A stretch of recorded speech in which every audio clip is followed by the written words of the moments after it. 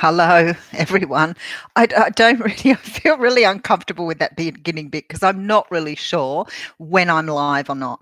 It says you're going live and it then gives you a live thing, but I know it really tapes me secretly before. So I hope you're all keeping well. I do want to say to people, you don't have to watch this. I think it's quite amusing that people are putting thumbs down on this. That makes no sense to me at all. You have free will.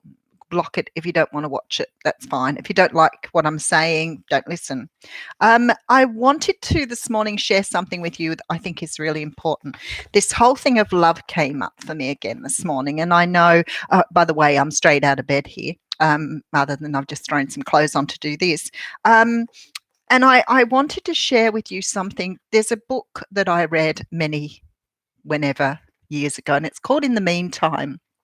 And it's about finding yourself and the love you want.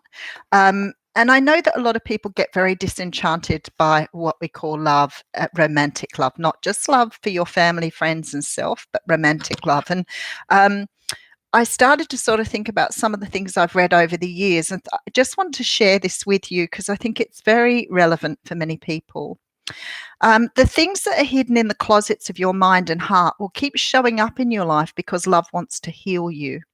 It will show up in your loving relationships or any time you invoke the power or presence of love.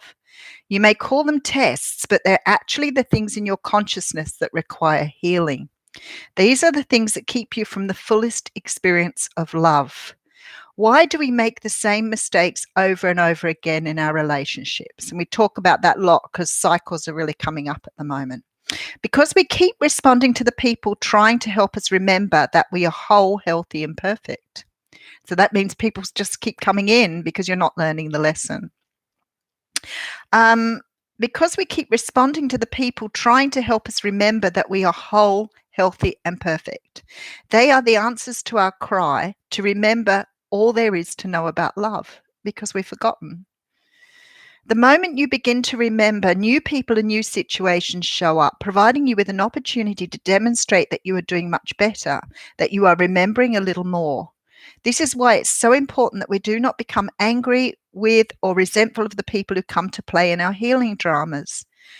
God, and whether you believe in God or not, this is irrelevant. Your God, your idea, your higher self, whatever it is for you, does not always send you what you think you want. God will send you what you need in order to heal.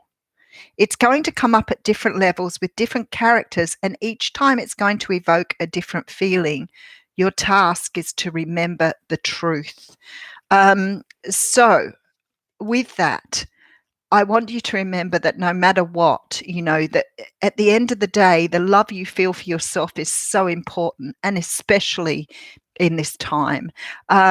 We are sort of putting a lot of energy and effort into loving each other, even though we may not be able to be. I woke up yesterday and today with this enormous sense of gratitude because even I, as much as I like to think I take, every experience seriously, I think that I have taken for granted a lot of things in my life. And not really probably put in as much love and as much gratitude as I should have done along the way. So I want to, hi Misha, how are you going? Thank you, darling. You have you make sure you look after yourself during this time. And it's a pleasure reading for you. I just want to say though, this whole idea of self-love is a really difficult concept for some people to understand. So if you can't feel the love for yourself, at least start by being kind to yourself, especially in these times. And as I said, a lot of us are not around people that we want to be around. We don't have an opportunity to share with people, and using mediums such as YouTube and Facebook, which I am so grateful for at the moment, is giving us the opportunity to share at a very different level. So enjoy your day in the best way you can. Make sure that you're grateful for at least something today, even if it's just for being, alive and having still the opportunity to interact with others. I love you all, and I truly mean that. The amount of love I have for the people that I'm working with is very evident to me every day when I do the readings. And I will see you tomorrow. Mwah.